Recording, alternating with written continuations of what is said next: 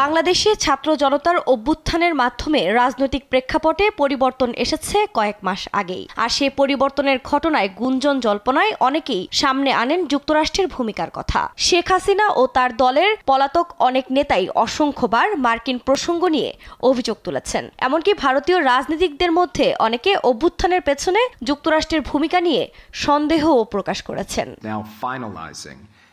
তবে হাসিনার পতনে যুক্তরাষ্ট্রের কলকাঠি নাড়ার অভিযোগ আবারও একবার উড়িয়ে দিলেন মার্কিন জাতীয় নিরাপত্তা উপদেষ্টা জ্যাক সুলিভান।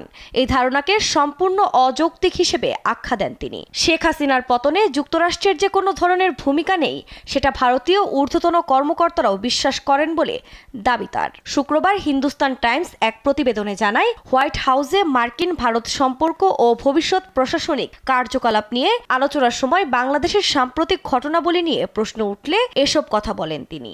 বিনয়ের সঙ্গে এই ধারণা প্রত্যাখ্যান করব।